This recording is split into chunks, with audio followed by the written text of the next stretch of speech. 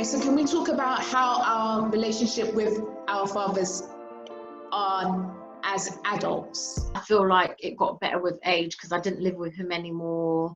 I was back in the UK with my mom. I would say I didn't really understand how much influence and impact my dad had on my life until I became a woman. I didn't even really acknowledge it. I didn't think much of it because he was always there. I maybe took it for granted, but like, he impacts and influenced the kind of men I date. My dad was a breadwinner, a provider. My dad was very loving, very caring, very kind, very hardworking, a big heart. So I tend to date men that have those characteristics. Unconsciously, I didn't even realize until I started to do some work on myself. I feel like we had a good relationship, but if I had probably problems or whatever, I don't know if I would have gone to him, even though we had a good relationship. But I think it's Why? Why is that? I think we lived in a different country. Okay. And so I didn't respect the decisions he made in regards to who he married. And I didn't respect the things that happened whilst we lived with him. So that created some resentment and a barrier. Over the years, they obviously lifted, but I just was like, well, I wouldn't be going to you for relationship advice kind of thing, because look at your wife. And I know that's a mean thing to say, but maybe I'll go to him for practical things. Like I remember when I needed financial help and I was like, Dad, can you give me your credit card details? I need you to pay this or whatever. And he would give it. But I feel like that changed because I remember when I was getting married and stuff, and he was asking me questions about the relationship and like how I felt and things like that. But I feel like maybe like what all of you guys are saying, like it was maybe more surface level than a deep connection where you go, that person's your rock and you go to them for everything. But I do think it's because we just lived in separate countries, and like I said, the relationship he had with his wife. But I would say overall we had a decent relationship, and I gained a lot through him being my dad. Like a lot of the way I am is because of him. Like I'm so domesticated. That came from my dad. People would think it was my mum. Like no, it wasn't. She's not domesticated. It was my dad. The cooking and cleaning and the caring. My dad did our hair. He washed our clothes. Like he was so hands-on. He plaited my hair. Like he taught me. Like he was such a hands-on dad. Like even he would work 6 days a week, 12 hours a day, and come home and cook dinner for us. Still do our laundry. Do you know what I mean? So like, although he wasn't perfect, he had some good fundamental things. I think for me personally, I can't say what everyone, but what I feel like I needed in a parent. He gave me consistency, he gave me stability, and he gave me self-esteem, because I remember being in an ugly relationship once and me thinking, oh, all men are like this. And then I thought, no, Creda, look at your dad. And he was a marker, like, no, men aren't like this. How comes your dad's a normal, decent man? Do you know what I mean? And that kind of made me reevaluate things. I think as we've gotten older, we've realised that our fathers are human beings. Yeah. I think as I was young, I really saw my dad as like the most smartest man in the world. Like any question, anything that you wanted to know, like go to dad. We call him Ade. His name is Ade, but we say Dade. And like for us, it was like our dad knew a lot. And then when you grow older, you're like, okay, you know what? He's actually just a human being, you know? Yeah. Junior. What do you mean about like a deeper level? What do you mean like we're being surface? What's deeper to you? Because what is deeper, like emotional? I think a lot of us have missed that emotional connection with our fathers. I think, okay, like our dad was, a lot of us had our dads present. Like, you know, my dad is still alive, he's still around. And I feel like I probably have a bit more of an emotional connection with my dad now that I'm older than when I was younger. That's why I said it has changed. And I think the reason why it has changed is probably more so because of us as adults. We are quite emotional, so we're the ones who are like, love you, dad, or if anything goes on, we want to speak to you about certain things. Come and talk to us. We want to be involved. Our parents involve us a bit more with stuff now, I think, because they realize that as we are older, we can rationalize quite well. And the reason why I say that, how, you know, like culture, there's a culture difference. I feel like even though we can communicate with our parents, there's still things that, for me, I'm just thinking like, well, okay, that doesn't make any sense. But for them, it makes so much sense. So, like, I just feel like even though we have like that emotional connection now, there are things that I will not understand because of what they have been exposed to and what they have experienced, regardless of how much we speak about things. There is that lack of generational wealth within our community. Like community. And like Black parents do this thing where they will acquire wealth but hold on to it until they die. Like, can you kind of distribute this while you're alive, please? I feel like they could have even done further. Like, they could have even gotten further. For me personally, I feel like they could have even gotten further.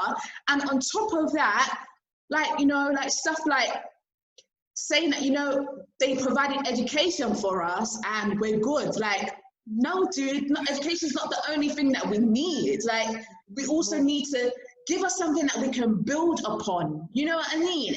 And for me, I feel like in the white community, they do it superbly. Like, their grandparents are leaving them something. This is your down payment for your house. We are still like... Let me say something. Sorry, I'm coming. Yusuf.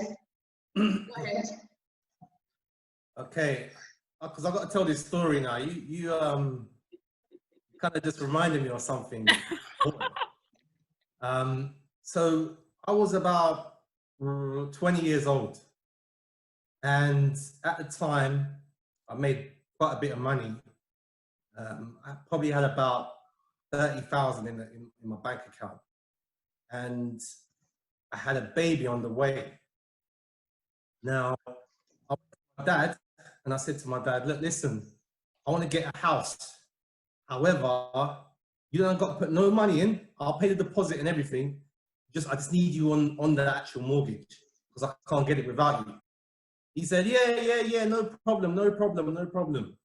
So we went through, I found a house, 3-bedroom house, massive, drive, whatever, in London, nice, Uxbridge, lovely house.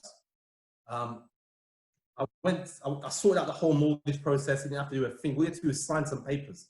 He signed a few papers, and then right at the end, the last part of it, for me to get the house, I said, just sign this, and I got it, done. He said, nah. I said, what do you mean?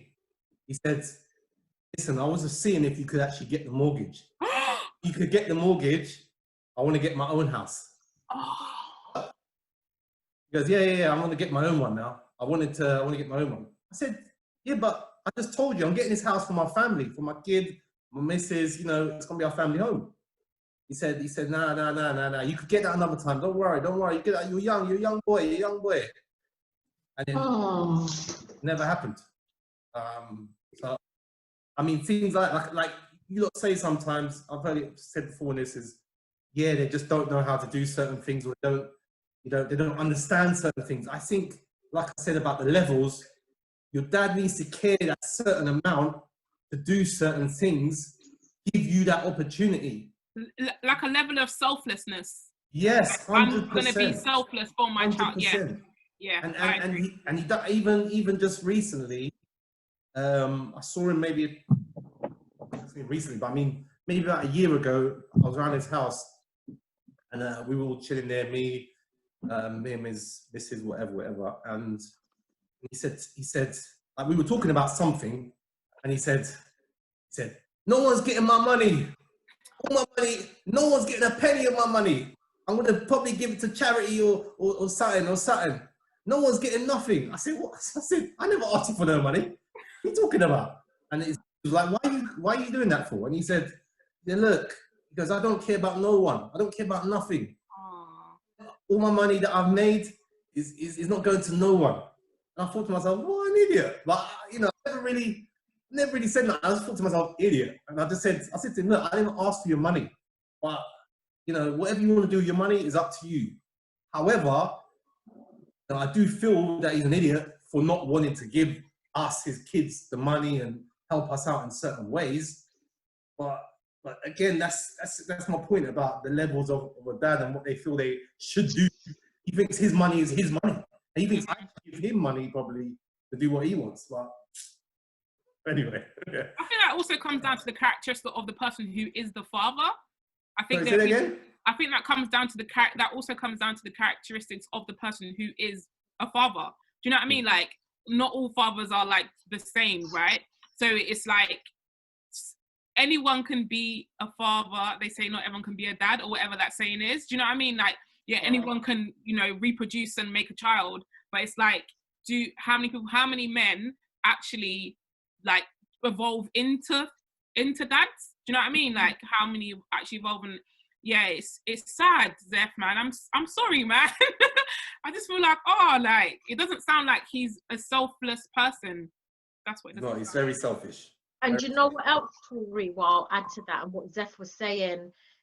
When you have children, you have a duty of care to them and a responsibility to be the best you can be and do the best you can for them. If you've decided to have children, children's a choice, you didn't have to make it.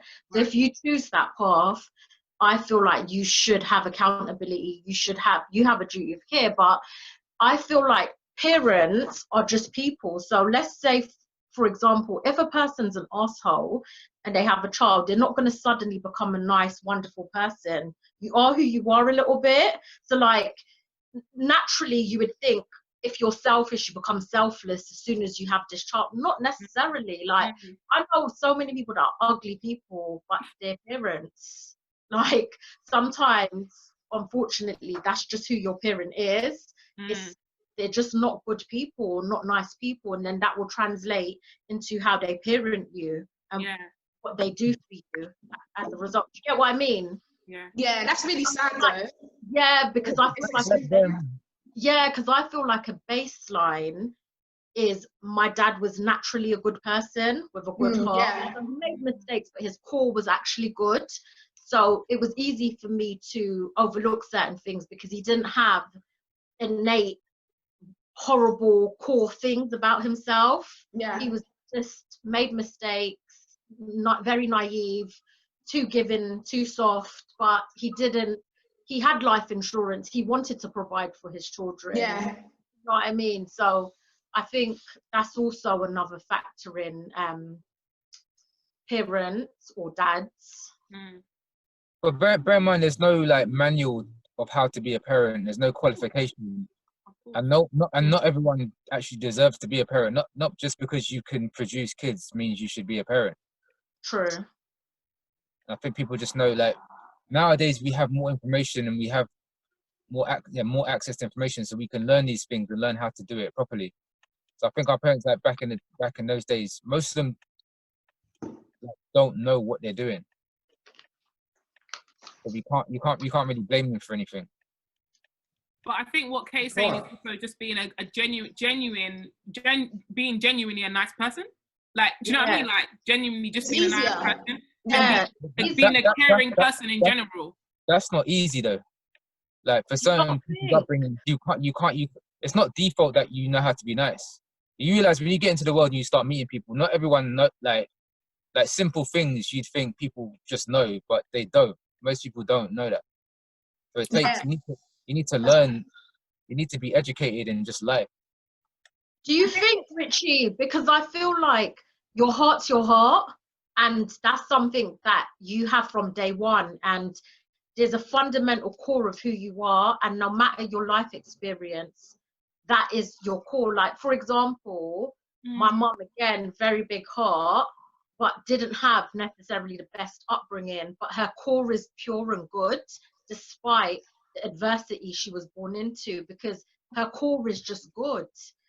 Like, it's very different when you have a good core and maybe you don't know, you're making mistakes or doing wrong, than actual wickedness. I think they're two different things. There is no manual to be a parent, of course not, but when you're just wicked, that's completely different than not knowing, like, oh, maybe maybe, you know, my children should have a bedtime, or maybe, like, these are like little things that you can be like, should I force them to eat their veg? Should I not? But if you're just being evil and wicked, like, that's very different. I feel like there is a guideline, and I don't think you can train yourself to be a good person. I know some people might disagree, but no, you can't. Like, I feel like you either are good or you're not. And that's why I judge people on their heart, because that can never change. I don't need to be trying to go through the process with you if you're going to be able to turn into someone good. You can't. If you're wicked, you're wicked. If you're good, you're good. I have to disagree with you, Kay, a little bit. I get the core part of what you're saying, but I think they say, there's a saying about, you know, you build your children, or you create your children from the age of 0 to 7, something like that. Where it's kind of the things that you teach them and they learn from like 0 to 7. A lot of us are kind of unlearning, but I think there are going to be experiences that people have experienced, especially Black men, that throughout their lives, if they haven't had a beacon or a mentor or someone that said, you know, you're great or you can be great or all these things about you, you've never ever had that, and all you've ever had, or all you've ever had told to you or made you feel like, is that you're worthless, that you don't know anything, and you're forever in survival mode. I feel that there comes a part of you that feels like, this is how I should be then. In order for me to survive, I should be this way. Even if I am in my core a nice person, when I'm nice, these things happen to me, so I need to, you know, be, what's the word? What's the word when you're like, what's the word? When someone's attacking, defense. You're always in defense mode. Like, you're always ready to be that. And I think there are people that probably are really nice people. There probably are really nice Black men out there, but their experiences have led them to where they are, and trauma has like changed them. Do you know what I mean? Like, to the point where because they don't know, they don't recognize, or they don't want to like dig deep or have that, they will always be, you know, defensive, on the fence, never want to talk. Like, that's my dad. If I try to have a meaningful conversation with my dad, he does not want to have that conversation with me. My dad's not a horrible person. He's really, really not. I just think there's a point where he taps out. He's like, I'm not going here. I'm not going to this level anymore. Like, when I was 21, I was living in a hostel from the age of like 18, 19. And I remember at the point, my mum was messaging me, telling me that I need to message my brother because he wasn't feeling too well, blah, blah. And I was thinking, bro, like, I'm in a hostel, you're telling me to come brother because he's not feeling. I was thinking, like, what? To the point where I got so, like, disheartened. I was like, I need to have a meeting with all of my family before I turn 21, because I need to tell you guys how I feel, because I feel like I'm by myself. All of my siblings are split up. They're all living in my mum or somewhere, and I'm in a hostel by myself. Like, what is this? So I remember I text everyone. I was like, I'm going to have a meeting. I text my dad. He said, who's this? The message was 3 pages long. He said, who's this? That's what he texted me back, yeah? These are my dads, my number had never changed, yeah? So I was like, what? Like, I've been texting you for like time. You're telling me who's this? He's like, oh, all the time I got those text messages, I thought it was the wrong number.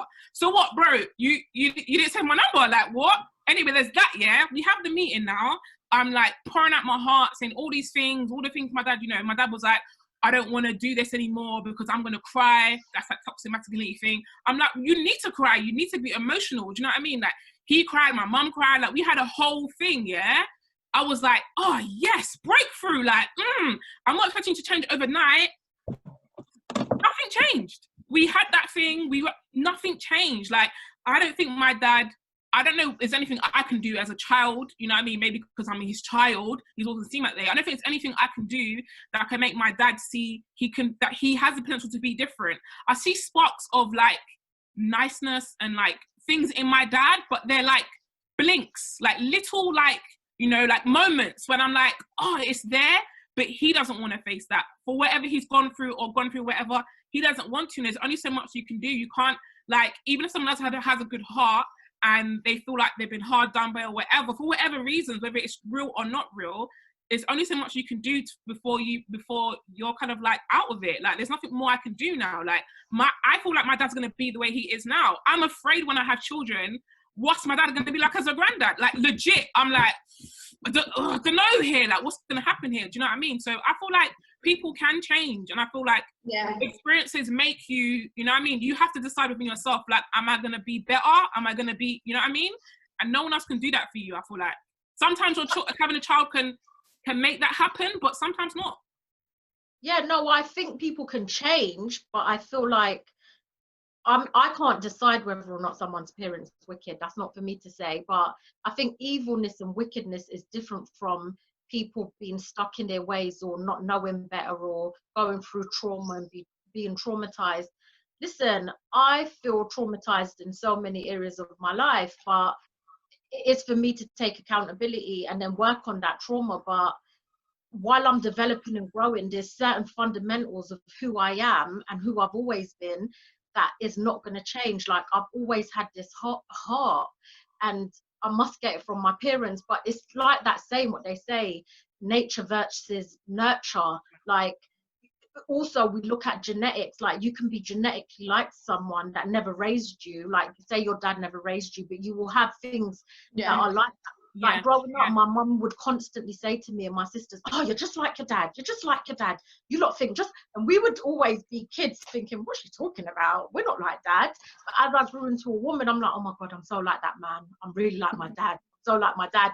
Yeah. And obviously he was in my life, but he didn't raise me, except for when I lived with him that time. But most of the input was from my mum. So I'm assuming a lot of that must have been genetic influence. But I do understand what you're saying, Tori. I do think people can change, but I'm talking about innate wickedness, not... But that's it. That's extreme, though. Pardon? You're talking about the extremes, like, from like a really great person, kind person, to like a wicked person. Like, there's a lot of in-betweens. True, there is in between. You're right. Okay, I'm going to come to Junior now because you've been quiet, Junior.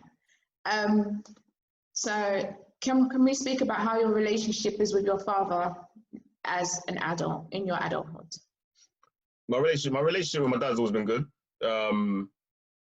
Like, the thing about my dad is he's a very supportive person. So like he supports me. Like, financially, if I'm struggling, he'll help me out. Like, you know, he wouldn't even bat an eyelid. Like, he'll help me out. He's a financial guy. He's an accountant anyway. So that's obviously where... Yeah, your father's child.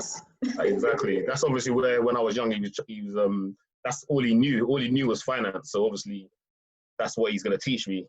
So I feel like from that perspective, you know, he's always teaching me about like investments and all that kind of stuff. So yeah, in that aspect, he's really good. But I feel like, I think Zeph touched on it. I feel like what he could have done a bit more. The only one criticism I can give him is that with my other like talents that I feel like I'm really good at, which is like music and football, I always do wonder that if back in the day, if he had kind of spotted that a bit more and helped me to kind of sort of push that a bit further, I could have gone to like on a different path and maybe been a bit more successful than I am at the moment.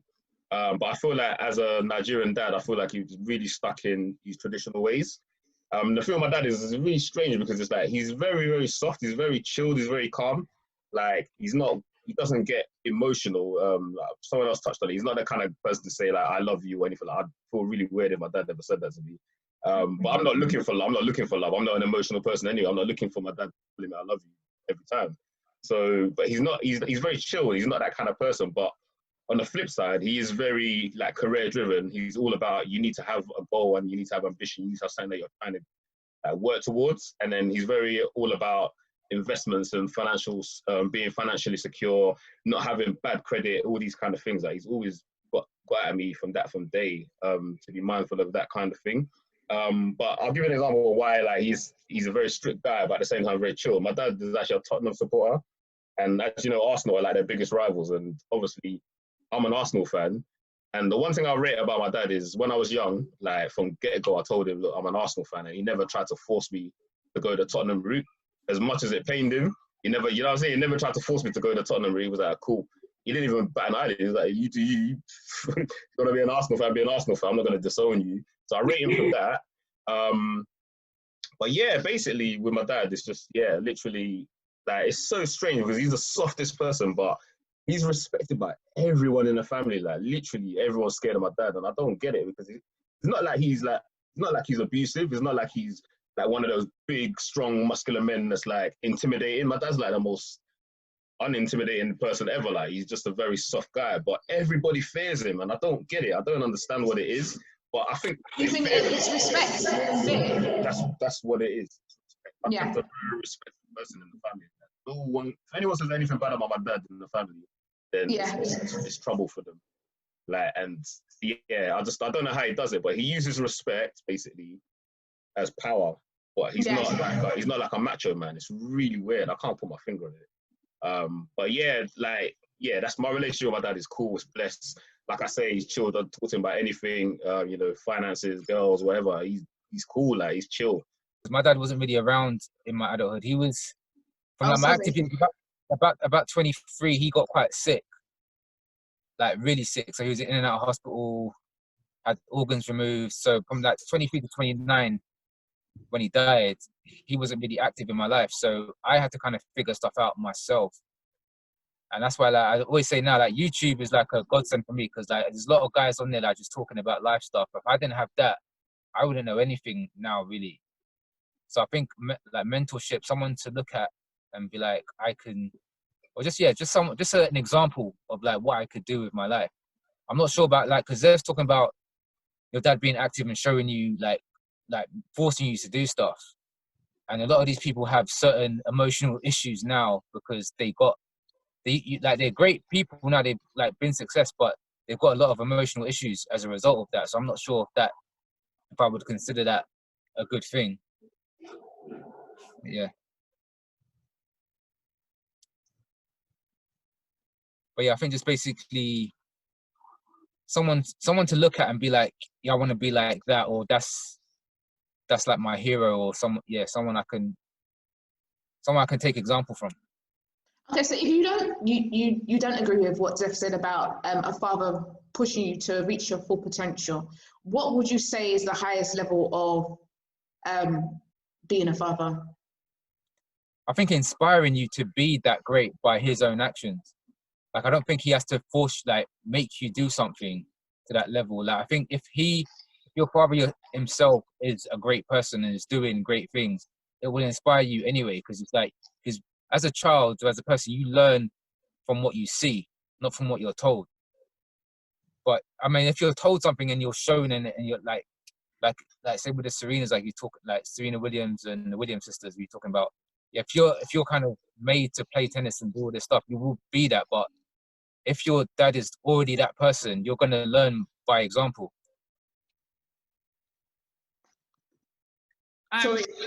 I agree, but I also think that there needs to be a level of, because you're saying forcing, and there's a difference between someone forcing you to do something and pushing you to do something to be in your best.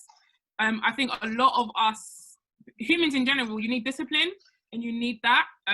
I wish I had that. I wish I had someone that made me stick with things that I wanted to do. Do you know what I mean? Like, literally taught me that discipline, and it's going to feel different for different people because of the person that's doing it. Like, we're talking about Michael Jackson's dad, who may not have been the best person, but he still pushed his son to be great because he saw the greatness in his son.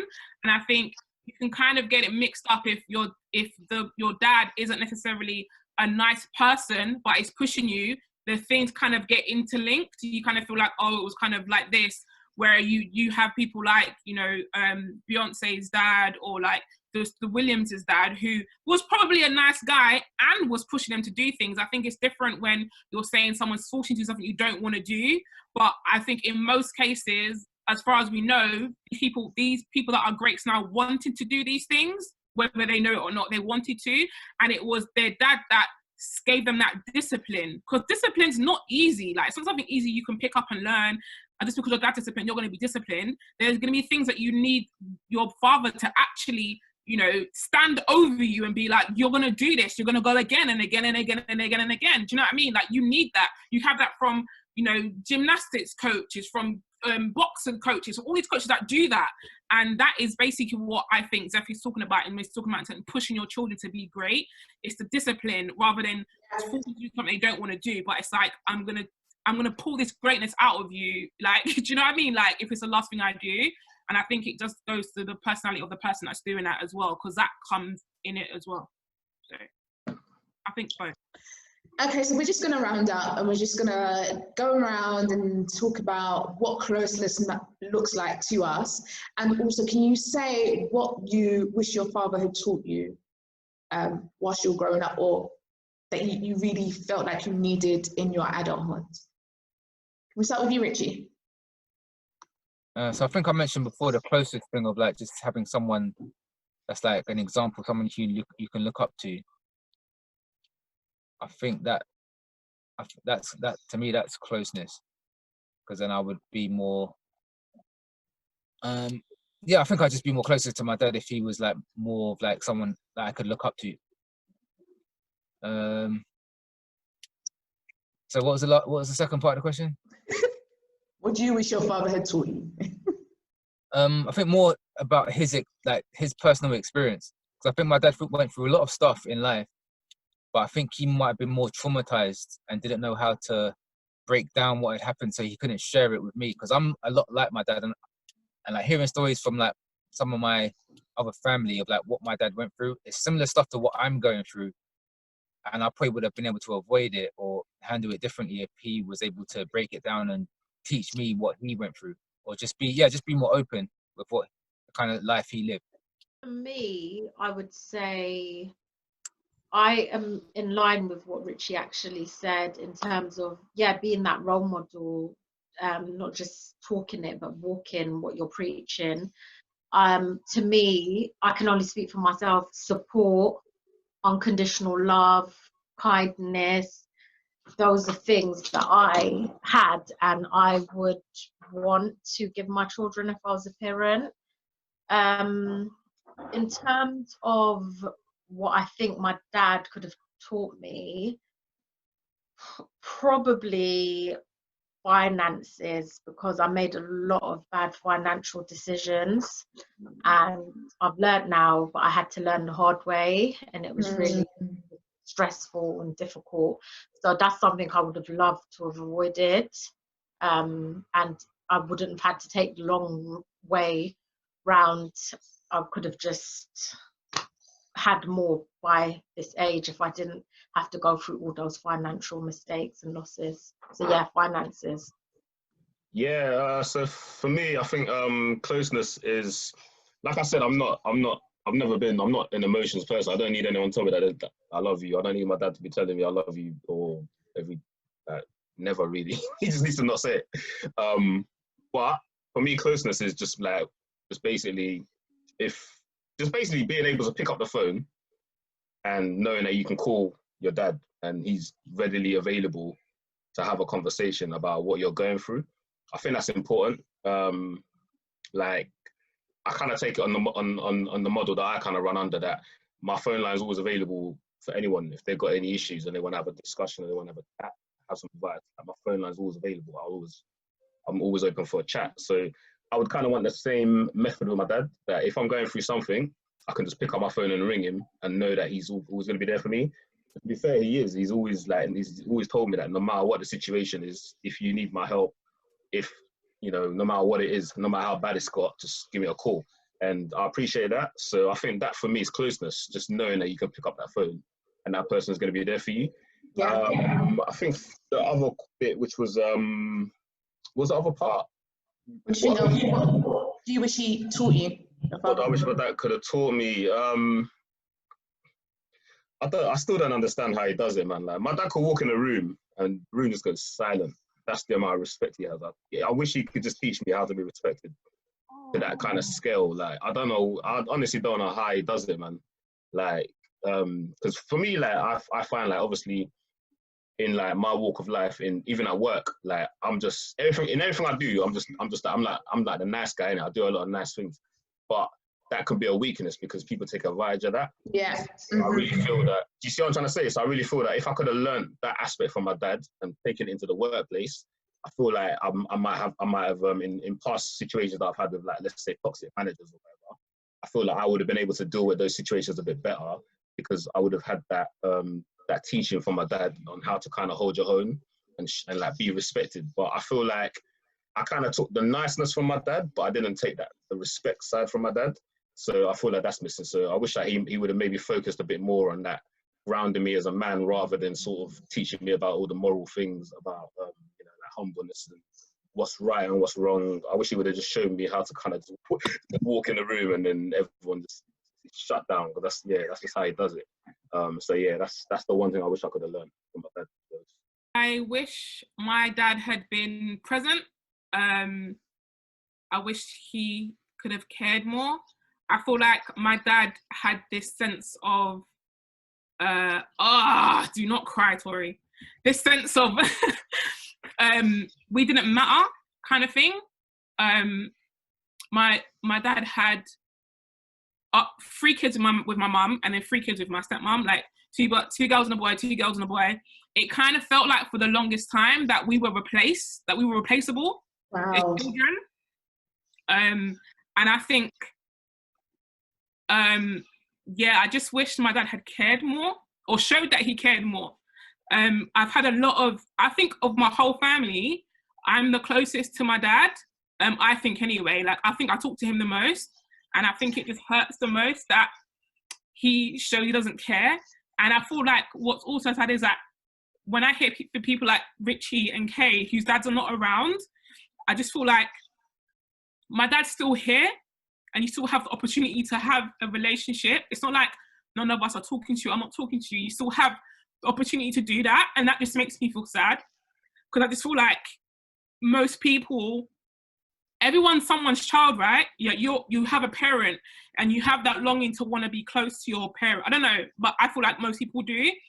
And I feel like if you have that, you should want your children to have that. So yeah, I just wish that my dad showed that he cared more. Right, Tori got me nearly in tears, I'm not gonna lie. I'm not, Julian said he's not emotional, I'm an emotional guy, to be fair. Right, that's tough. Yeah, I mean, partly what I do with my kids, I know this is slightly off base, but it's sort of relevant to what Tori was saying, is I always make sure that I know that they know I love them. So I'm always like, I love you, and I'm hugging them all the time, and you know, I would hate them to feel that I didn't care, and I think you need to be present as a dad. If you have a child, you need to be present. You need to know that you want them. It's very, very important. Massive. Yeah. Yeah. So with my dad, I'm kind of going to mix both the questions together. If he would have called me now or all through my life and said, I got tickets for Liverpool, come, let's go. You know, that would have been really special for me. That would have made me feel really close to him. He's a mechanic, like I said. If he taught me, and he said, look, I bought this car, let's fix it up together. And again, it would have been a nice closeness together. Something would have had a nice bond that we could have had. And obviously, like I mentioned, the thing is the language he speaks, Creole. If he taught me that, again, a nice bond for us to have. So, yeah. Thank you so much for sharing your experiences. You know, a lot of us got very vulnerable and was able to share that, come out with it, and just express how we felt, specifically Tori. I'm giving you a virtual hug right now. Yeah, love for Tori. Can I just say, Junior, your dad's a G, man. I don't know any Nigerian dad. I don't know any people that I can think of top of my head whose dads are Nigerian that the guys are like, I have a good relationship with my dad. Like, I swear to God. So, like, even you, and your dad is like an example that I don't even know. Like, you know what I mean? And I think that's beautiful. That's so beautiful, man. I don't even know that example. So hearing it, I expected you to say it wasn't great. That's so sad that I thought that. But I was like, raw, this is actually positive, you know? Like, it's beautiful. Yeah. Thank you so much. I appreciate that. And you know, if I'm honest with you, I appreciate it more now that I'm older, the teachings. I appreciate it more now. Growing up, obviously, you think, oh, he's just chatting rubbish. But like now that I look back, I'm honestly grateful for like everything that he's done. And I am close to my dad. I can't, you know what I mean? Yeah. Beautiful, man. Thank you. Tori, I just want to say something before we log off. I want to say thank you so much for sharing, because I know how difficult it would have been for me to share my experience with my mum. I don't think I would have shared it because she would have watched it and hated me. But like it was lovely for you to be able to do that. And what I will say from my own experience is never give up. Always do right by yourself and be true to yourself. So even for me, the way I've managed my relationship with my mum is, it doesn't matter what she's doing. I know better, so I'm going to do better. And I've created good boundaries in place to protect myself, like my mental health. And I just keep being the best daughter I can to her. I loved it. It was a really good conversation. So thank you so much. Honestly, I'm really grateful. Thank you, guys. Thank you so much, guys. Bye, guys. Take care. Thanks. Bye.